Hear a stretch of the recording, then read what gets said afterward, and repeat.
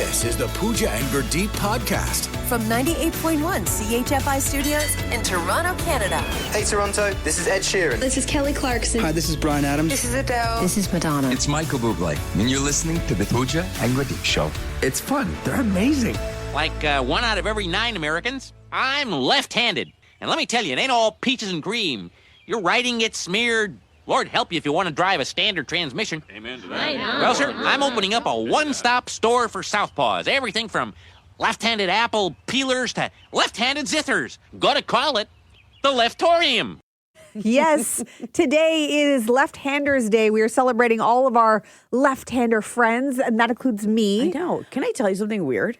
Yes. Not about you. Okay. I always wanted to be left-handed when I was a kid. I don't even know why. That's not something you should be aspiring to. I know, but I was like, I wish I was left-handed. Oh my. If you only knew the problems it created as a child. Like my mom took me back to our family doctor and said, what's wrong with her? Yes. She keeps putting the fork in her left hand. She keeps writing with her left hand. That was my grandmother with my cousin who would color, draw, write. She would smack it out of his hand and put it in his right hand. Yes. Yep. And you know, I get it. It's old school. They didn't know any better. But when she took me to she actually took me to the doctor and said, fix her. Like, what's wrong with her? And the doctor's like, but she's left-handed. She's like, yes. So fix it. Yeah. They're like, no, you don't understand. You don't it's fix just that. That's not something you can fix. Yeah. And there's lots of people who can do both. What do you? Ambidextrous? Yes. Can do both for that reason. They were probably meant to be left-handed, and then it was forced that they had to use their right hand, and then that's what ended up happening, which I think is pretty cool. The thing about being left-handed is there's really no difference to my life on a daily basis, other than a couple of things. Okay. To this day, scissors have been problematic. Still, don't they have left-handed scissors? They do, but I can't use left-handed so this scissors. is a you problem. Yeah, well, this now isn't a left-hander's problem. I think I just got so used to using my right hand and forcing it so that you can use scissors. I can use scissors properly. With your right hand. Yes. And then I get confused when it comes to sporting activities. Like I don't ever know if I'm going to catch a ball and we're going to play catch. Right. Which hand am I putting the glove in? So I don't know if this is normal or if I'm opposite too, because I'm right-handed. Right. But every sport I'm left-handed. Okay. So then maybe I'm supposed to be the opposite? Maybe. Like golfing. We need Gurdeep here right now. And the swing. He's probably going to be like, that's normal. Yeah. I just don't. These are the only things. And again, it's not like daily. It's stuff that comes up every now and then. Like, oh, I wonder how I would do this. So in the Simpsons clip that we just heard there, and he said you can't drive stick shift. I drove stick for many years. But you're fine driving. And I could do it. Right. Yes. So that's not an actual issue. So is it one of those things where you just when you're forced to do it, you do it? Probably. So there's really nothing to it. The writing with the ink on your palm. That's what all my friends complained about. And teachers that were left-handed when there was chalkboards. Yes. The chalk would. That one we have not found a solution for. No. And that was probably the one that was the most annoying. But do people even write anymore? Now you say everything's on a computer. Or it's a whiteboard. Yes. So I don't know. So I don't know. I guess left-handers, if there's actually something that you think being left-handed sort of stops you from doing, I'd like to know what it is. I'm so jealous that you're left-handed. I always wanted to be. Well, I mean, out of all the things to be jealous of. From CHFI Studios, It's the Pooja and Gurdeep podcast. the Daily Double. With Pooja and Gurdeep. Well, it's with Steph and Gurdeep today. We got 2 stories you need to know, and I'm going to do the CNE because, Steph, it's coming up soon.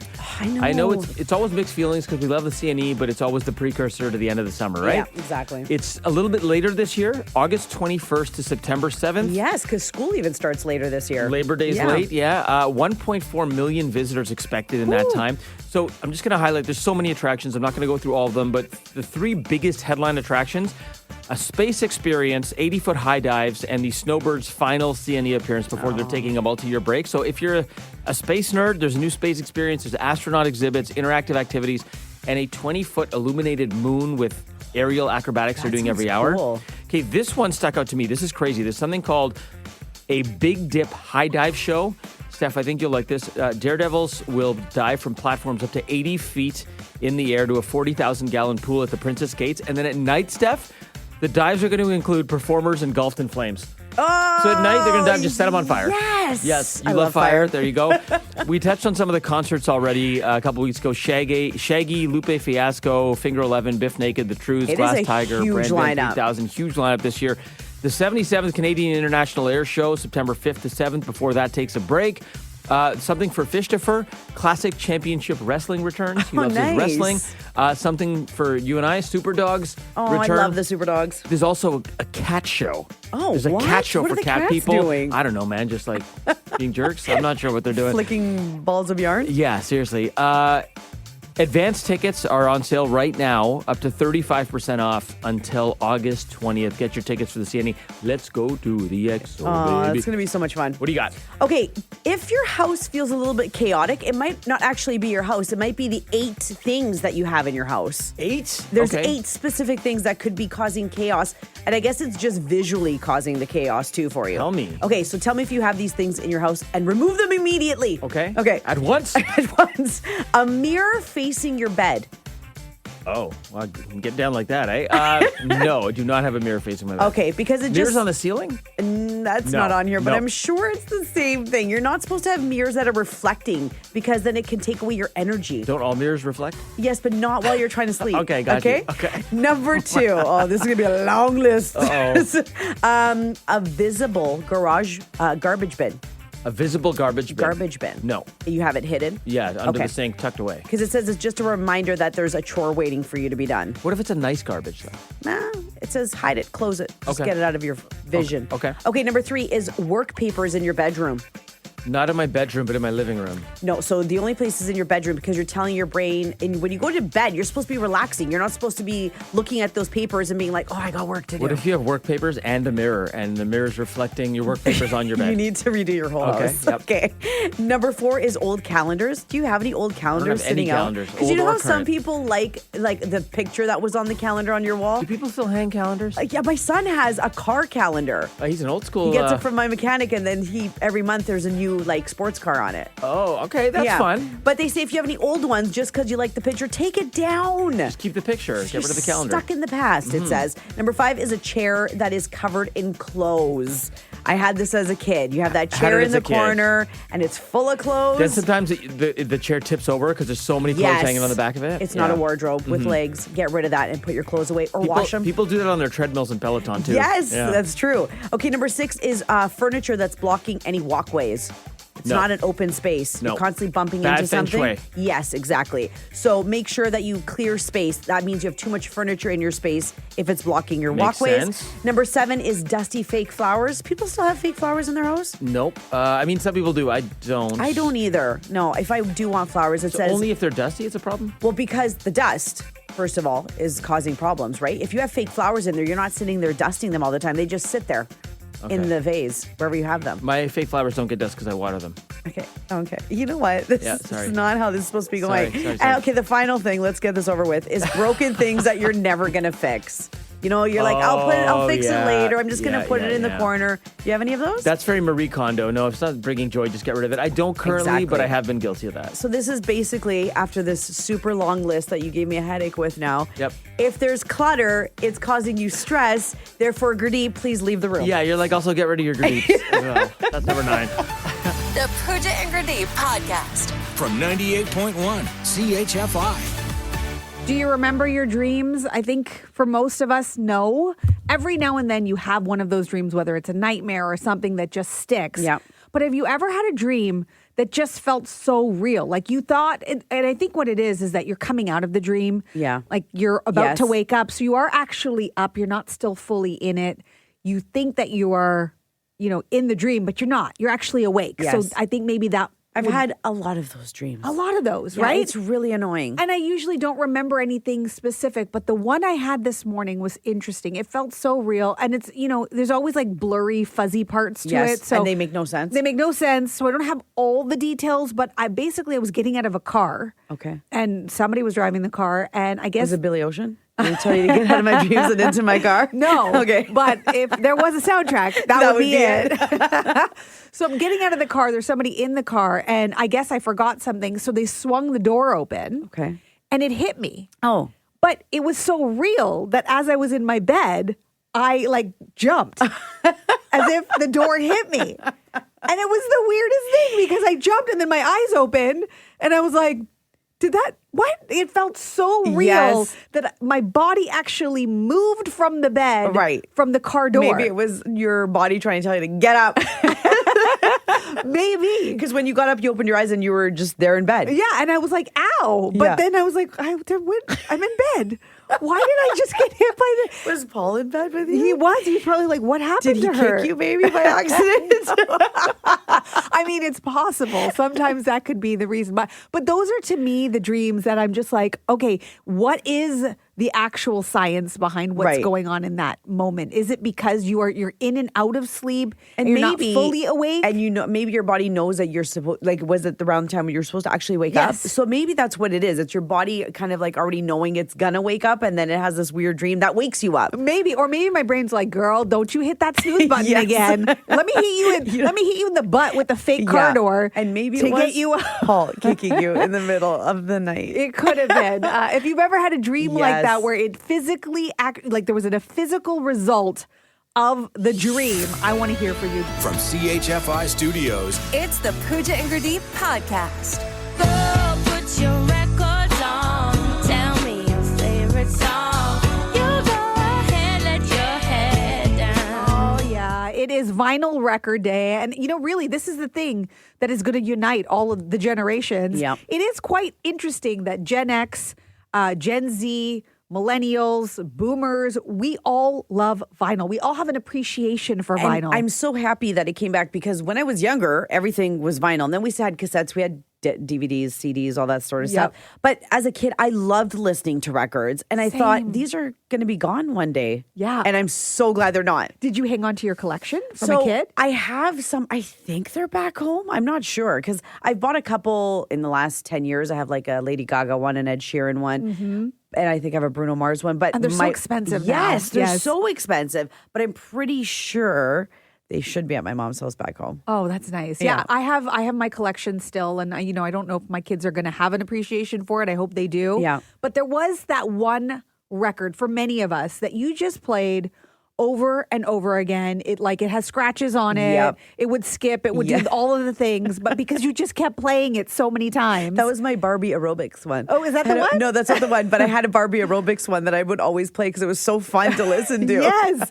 And that's the thing is, when I look back at the collection, I have Madonna, Like a Virgin. I have, Thriller. I have all of the my Tina sister Turner. had all those. Yes. So her collection was huge. But yeah, it was all like the classics. The classics. Lionel Richie. I love the double ones that you could open up. Yes. And they had like the insert inside. Oh my gosh. too. Or sometimes they came with posters. Yes. We have Kenny Rogers, Donna Summer, just the most amazing vinyl that you can imagine. I'm so glad I hung on to it. However, the one that I played over and over again was none of those. Yeah.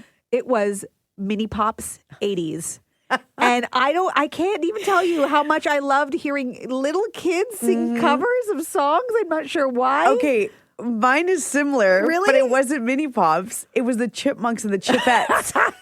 And it was called Born to Rock, and they did like all the classics. They had Madonna, they had Faith, they had Venus. As Chipmunks? Oh my gosh. was so awesome. I don't know what it is about. There's something about it, because music's obviously universal, but there's something about chipmunks and little kids. Yeah, there was Girls Just Want to Have Fun. Video Killed the Radio Star. There was some ABBA on there, YMCA. It was so good. Such a great CD or There were album. also some songs on there that I'm pretty sure are canceled. I'm Really? not sure how those On Mini Pops? I'm not sure how those songs came to be, or when I read some of the titles and I remember the lyrics, I'm like, I'm pretty sure that song is not appropriate. I think on Chipmunks and Chipettes, it was pretty clean. Okay. Yeah, I'm pretty sure they were pretty clean. So that's somewhere at your mom's house. That's my favorite. Like I think I'm gonna try and find it online and buy it again, because if it's not at her house, I loved that album. Well, this is the day to do it. It's Vinyl Record Day. If you have an appreciation for vinyl, you have a collection of your own. Okay, Pooj, wait, I found it. Here's a little taste. Okay.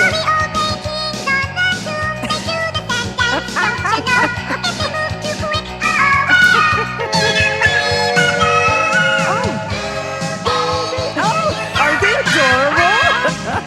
Oh my gosh. Here's your favorite. Oh, La Bamba? Yeah. And then?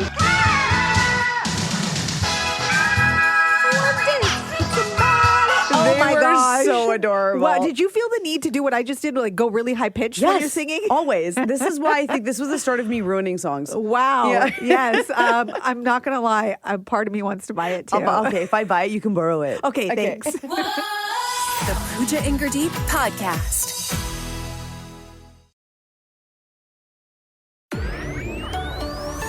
This is the Pooja and Gurdeep podcast.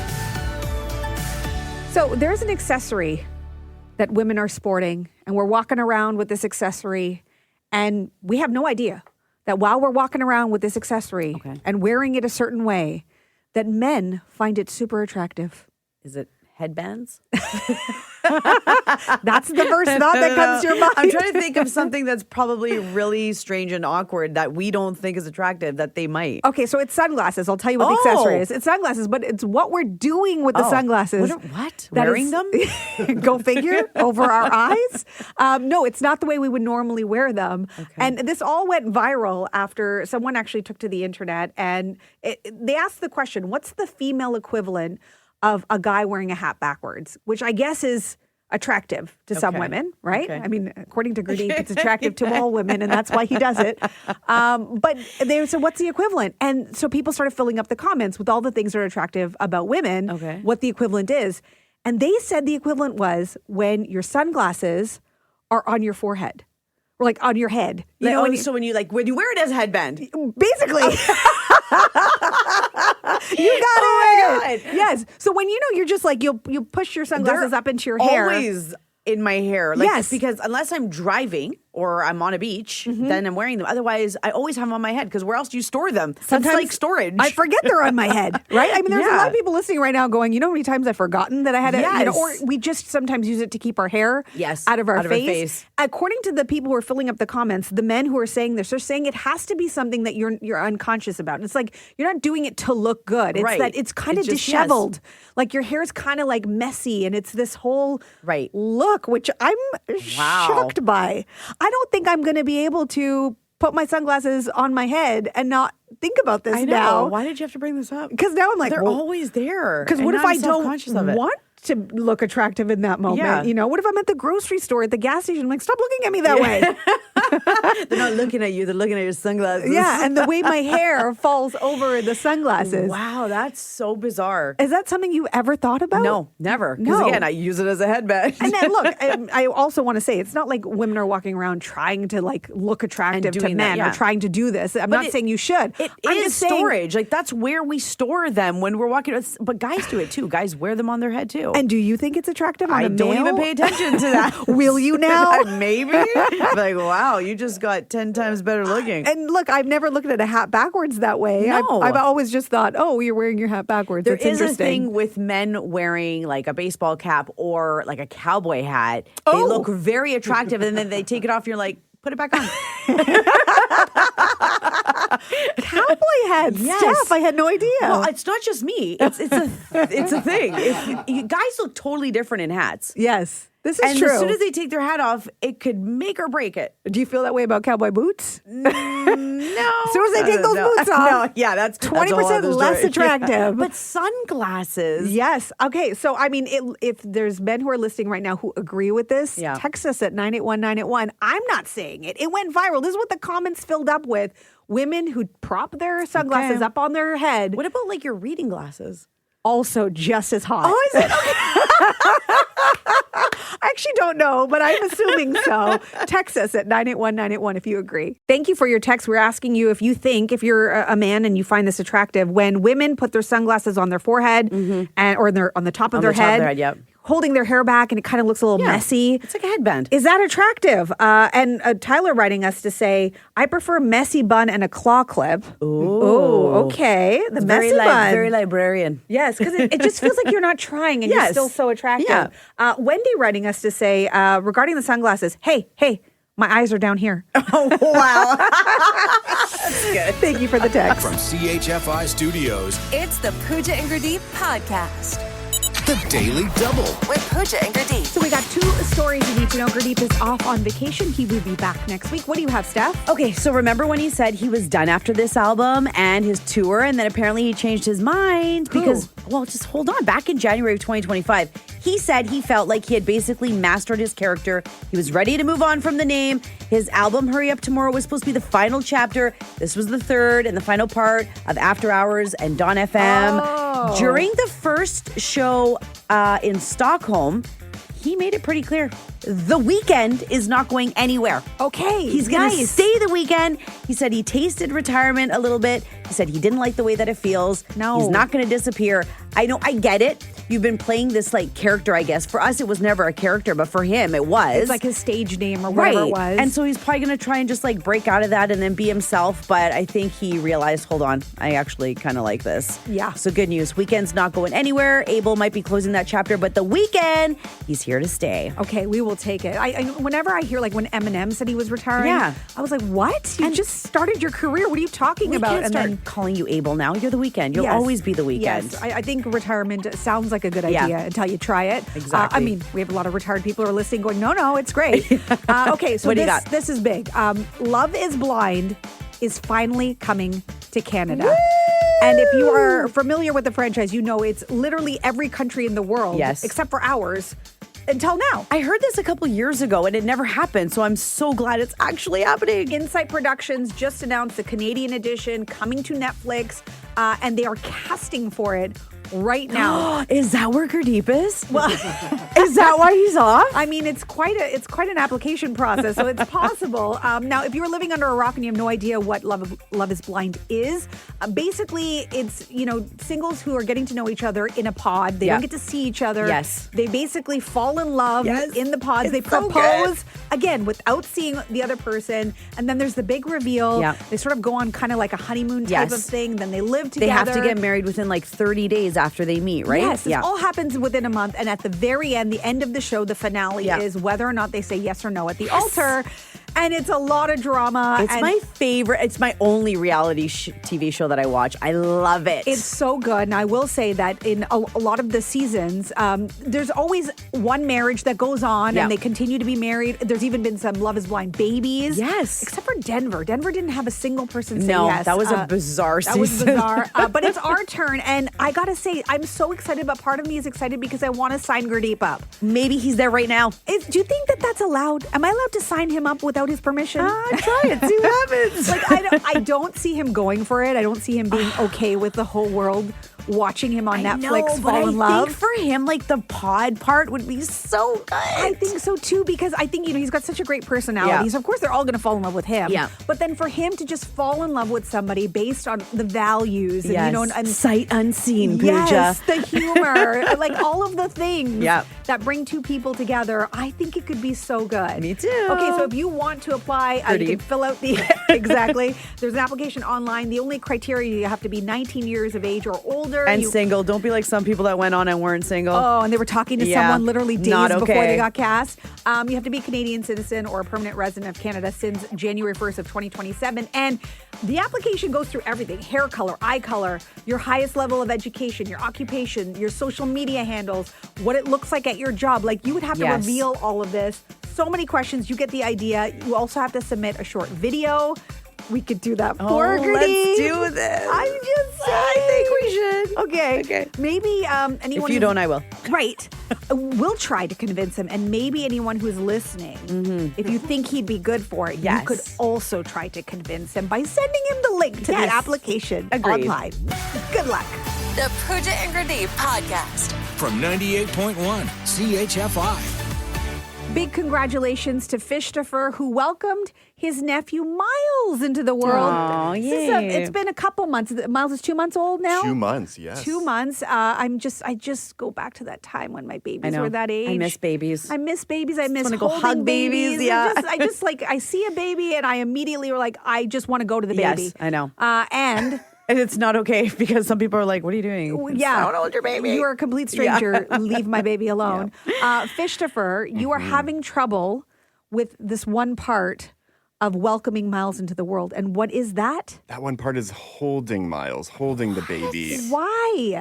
I don't know. I don't know if it's PTSD of holding the baby, but I feel like whenever a new baby is born, there's this pressure. Everyone's like, hold the baby.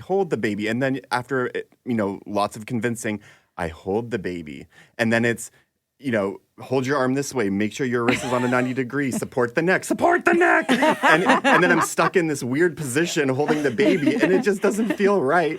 And I've also seen once you get stuck with the baby, you get stuck holding the baby. I don't know what parents you're hanging out with, because when I had my daughter and my son, I would not give up my babies. I would wait for people to ask to hold my baby, because I loved holding my babies. And when they held them, I'm like, "Are you done?" And I would take them back. Yeah. Control issues? No, I just loved, because I know that you don't get that time. Oh my gosh, for very long. And the baby smell and all. You're missing out, Fishtopher. So is it a fear? Is it more the fear? Is that what the overwhelming feeling is? There's just too much pressure to get it right. To hold the baby correctly. There's a lot of pressure. How many times has Miles come to visit? So since Miles has been born for 2 months, as you said, I think I've seen him 4 times. 4 times and you haven't held Miles yet? And I've not. So like the first time when, Julie and her partner Dan offered, jokingly, me and my partner Taylor said, no, thank you. Lots of laughs. Thank you. I've never heard anyone say no thank Nobody you. has ever rejected a baby in my presence. I don't think I know what that life is about. Me neither. But now we're going on 4 visits. Yeah, okay, that's and now ridiculous. It's not so much laughing, and I'm sort of reading their faces, and I'm like, am I being rude by not saying sure? Can I just come over and do it for you? I'm like, well, it's just like, I'll hold it, take the picture for the history books, and then take History it back. albums, photo albums. I mean, history books. One day Miles is going to grow up and be like, oh, where's the picture in my history book? Chris, I know. And Uncle Taylor, too. Yeah, Taylor. I know. Oh, wait, Taylor has also not held the baby? And he's the blood relative here, and he has not held the baby. What is happening? 4 visits and you have not held the baby? No. Oh, my. Okay, what would you do if Ozzy, who's your baby, is a dog? What if, somebody refused to hold Ozzy? How would you feel about it? Oh, well, they're crazy, clearly. No. No, but lots of people are afraid of dogs, and I can tell on their face when someone does not. Are you afraid of babies? I think maybe I am. Well, and stuff comes out of their mouth. Yes, and they're babies. I've heard of this term blowout, which seems very unpleasant if you're holding the baby. There's so many things that can go wrong. They don't bite, I'll tell you that much. And okay, well, why don't you tell us, is it rude to not hold a newborn baby in the family, especially since it's been 4 visits now. The baby is 2 months old. Miles is 2 months and still has not been held by Uncle Chris. If you think you have something to say about this, you want to weigh in, give us a call right now. Jeff from Pickering, what do you think? Absolutely not, because, I agree with Fishtopher there. There's a bit of a pressure and fear of, dropping the baby. I'll tell you a quick story. When my first son, Ed, was born, after they cleaned him up and swaddled him in a blanket and handed it to me, I was so petrified of holding my firstborn. Oh, for fear of dropping them, or like the head, you got to support it. So it's a lot of pressure. So I think it's whatever you're comfortable with. And I think you just have to be forthright and frank about it and say, I don't feel comfortable at this stage to hold the baby. Because you don't want a person who's not comfortable holding a baby anyway, right? Yeah. So I guess it's better to be honest. But you never actually dropped the baby, right, Jeff? To be clear. No. Okay, good. I guarded my child, for my dear life. And when my second son was born, I was like a pro. I was holding him with one hand. Yeah. One arm, rather. He was like a football by then. Yeah. All right, Jeff. Exactly, the football hold. Thank you so much for weighing in. We appreciate it. The difference between the firstborn and the nextborn. Yes. Like you're pro. Yeah, like you don't even exactly. flinch, right? Yeah. So Annabelle from Mississauga, what are your thoughts on this? Firstborn and new parents, they are also afraid to hold their baby the first time, Yeah, that's true. They're very stressed about it. So someone who doesn't have kids, who doesn't hold the baby, several times a day, of course it's going to be stressful. So no hard feelings. So how long before Fishtopher can go without holding the baby? Does Miles have to be 14 when he finally decides to hold the baby? I think it's going to be 14. It's going to be a little bit weird. That's a whole other issue. Yes. Annabelle, thanks for weighing in. Fishtopher, I think that at this point you're creating yourself a mental block and you're making it bigger issue than it actually is. And you just have to, like rip the Band-Aid off. Just do it. Hold him a few times. Pick him up and put him down a few times. And then it will become natural. Hot potato. Yeah. Hot potato. Thanks, Annabelle. Thank you. Bye. Bye. I got to say on the text line at 981-981, majority, actually almost all the texts we got saying, if you're not comfortable, it's okay. It's not rude. So a lot of people just saying, don't worry, Fishtopher. I will say, I actually got a DM, a voice note clip from your sister-in-law. What? Julie. Yes. She is weighing in on whether or not this is actually considered rude, you not holding her baby. Miles, listen. Oh, no. I will say Daniel and I have spoken to each other about the fact that Chris and Taylor have not held Miles yet. But to me, Miles is more robust than your typical fragile little baby. As everyone knows, he was born over 9 pounds. He's 2 months old now and he's already over 12 pounds. So he's a big boy. So he's got some weight to him that makes him easier to hold. In my opinion, that should take away some of the scared part of it. In the end, we're not offended, but I will say I'm very excited for the first time that Chris and Taylor hold Miles, and I certainly can't wait to get a good photo that everyone will be able to see. Aww, for the history so books. Nice, yeah. And if that's at 14, so be it, okay? You're okay, Fishtopher. We love you. Thanks for listening to the Pooja and Gurdeep podcast. Listen to Pooja and Gurdeep live weekday mornings from 5 to 9. Only on 98.1 CHFI. Toronto's perfect music mix.